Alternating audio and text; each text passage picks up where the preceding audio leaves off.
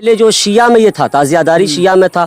جب سنی لوگ بھی شیعہ کے رویے کو دیکھتے رہے، ان کے طور طریقوں دیکھتے رہے، تو وہ لوگ بھی، سنی لوگ بھی اس کو اپنانے لگے. آج آپ کو ہم پھر سے محرم کے بارے میں بتائیں گے. ہمارے سامنے حضرت بیٹھے ہوئے، ان سے بھی ہم جانکاری پراپت کریں گے. آپ لوگوں کو بتائیں گے کہ یہ تعزیہ داری اور یہ ڈھول جو بجتا ہے اس پہ لوگ ناچتے ہیں، لاٹھی وغیرہ کھیلتے ہیں، یہ کہاں تک کہ صحیح ہے، وہ ساری جانکاری ہم حضرت سے لیں گے. جی سب سے پہلے تیز بہار میں سواگت ہے آپ کا. شکریہ. جی آپ اپنا پریچے دیں گے. میرا نام محمد عرش اعظم مصباحی ہے. جی حضرت، دیکھتے ہیں کہ آئے دن گاؤں گرام کے اندر میلاد شریف ہوتی ہے، امام حسین کا تذکرہ ہوتا ہے، قرآن حدیث پہ بیان ہوتی ہے، لوگ سنتے بھی ہے، عمل کرتے ہیں، بٹ اس کو فالو صحیح سے نہیں کرتے ہیں. پھر بھی تعزیہ داری، ڈھول بجانا، لاٹھی وغیرہ کھیلنا، یہ کہاں تک کہ صحیح ہے؟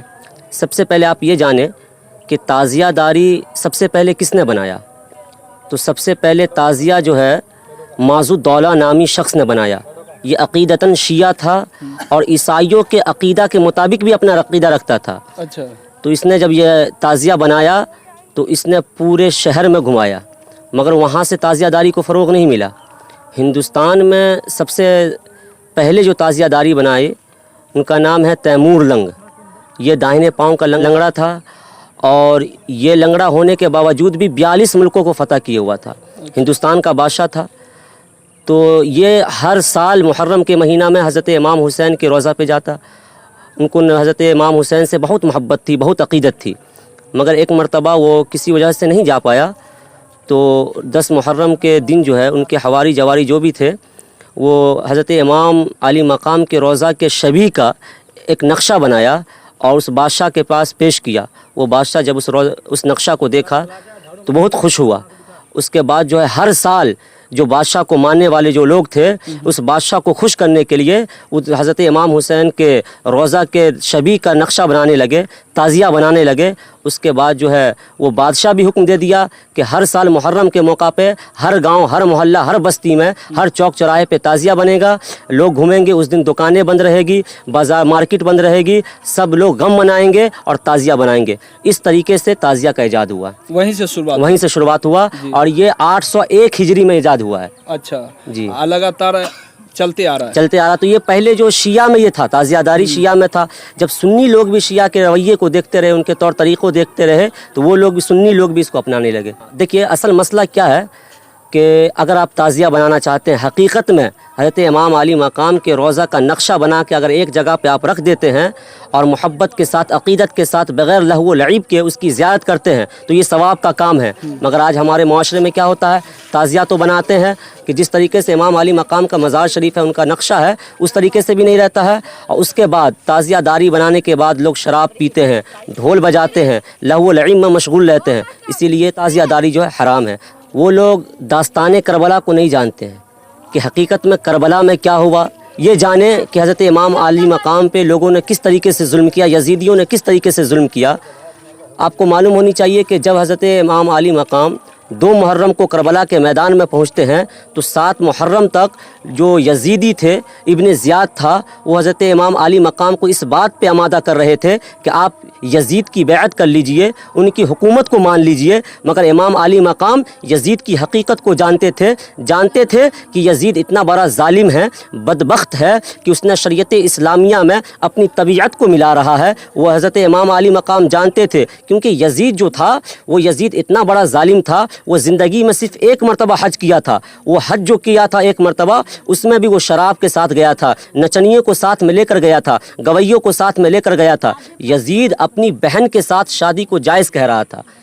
تو اتنے سارے خرافات جس انسان کے اندر ہو، ایک نبی کا نواسا کبھی اس کی بیعت نہیں کر سکتے ہیں. بیعت کا مطلب ہی یہی ہوتا ہے کہ ووٹ دینا. اگر یزید کے بارے میں اگر کوئی بیعت کرے تو اس کا مطلب یہ تھا کہ یزید جو بھی کرے گا میں اس کی تائید کرتا ہوں. تو امام حسین کبھی کسی شرابی کا، کسی مکار، کسی عیاش انسان کو بیعت نہیں کر سکتے تھے، اس لیے امام حسین نے ان کی بیعت نہیں کی.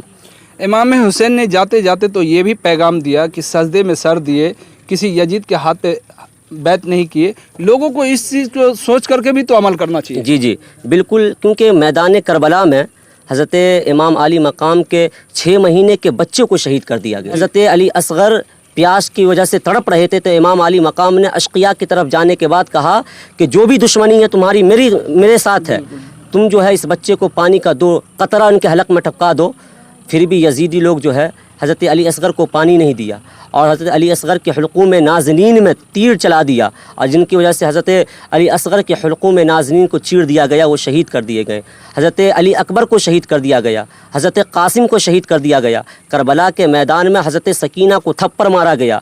जितने भी करबला के मैदान में ख़ानदान अहले बैत की जितनी भी औरतें थी, तमाम औरतों के सर से दुपट्टा को छीनकर उनमें आग लगा दिया गया। ख़ानदान अहले बैत के ख़ीमे में आग लगा दिया गया। जब हज़रत इमाम अली मकाम को शहीद कर दिया जाता है, उनके सर को जिस्म से अलग कर दिया जाता है, उसके बाद जो है यजीदी ये करते हैं कि जितनी भी लाशें थी ख़ानदान अहले बैत की, तमाम लाशों को एक जगह जमा किया जाता है, तमाम लाशों से कपड़ा को उतार दिया जाता है, बरहना कर दिया जाता है। उसके बाद जो है जितने भी ख़ानदान अहले बैत इमाम हुसैन के चाहने वाले की लाशें थी, उन लाशों पे घोड़ों की टॉपों से जो है रौंद दिया जाता है, उनके जिस्म को चकनाचूर कर दिया जाता है। जो हज़रत अली असगर जो है 6 महीने के थे, उनके जिस्म पे भी लोग जो है घोड़े को दौड़ा देते हैं, उनकी वजह से उनके जिस्म की हड्डियाँ चूर चूर हो जाती है। उनके बाद जो ख़ानदान अहले बैत की जितनी भी शहज़ादियाँ जो वहाँ थी, उसके बाद आबिद बीमार जो सही सलामत थे, बीमारी की हालत में थे, उनके पाँव में जंजीरें लगा दी जाती है, उनके हाथों में हथकड़ियाँ लगा दिया जाता है।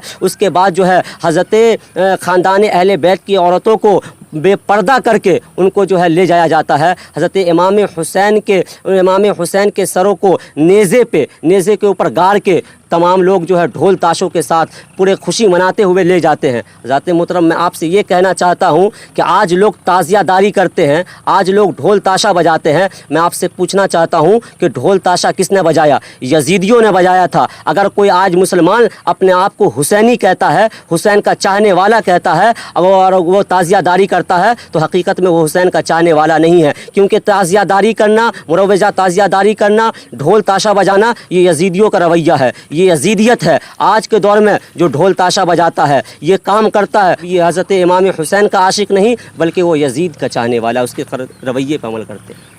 जी हजरत, जाते जाते एक शब्द पूछूंगा कि आज सिया भी यजीदी भी ये नहीं अपना नाम रखता है कि मैं यजीद हूँ।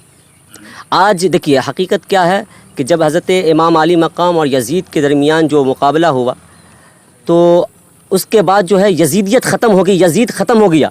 उसके बाद कोई इंसान अपने बाल बच्चे का, अपनी औलाद का यजीद नाम रखना पसंद नहीं करता है। मगर आज हर गांव में, हर मोहल्ला में, जहां भी चले जाइए, हज़ारों लाखों तादाद में आपको मिलेगा कि इमाम हुसैन के नाम पे लोग नाम रखते हैं अपने बच्चों का। ये इमाम हुसैन आज भी ज़िंदा है। करबला के मैदान में बज़ाहिर तौर पे जो है यजीद फाते हुआ था, यजीद जीत गया था, मगर हज़रत इमाम अली मकाम हकीकत में जीते थे। इसलिए आज भी यजीद को मानने वाला कोई नहीं मिलता है। जहाँ भी जाइएगा तो इमाम हुसैन का चाहने वाला आपको मिलेगा। बिल्कुल, बहुत बहुत शुक्रिया। अभी आप देख रहे थे हज़रत अरसे आज़म को।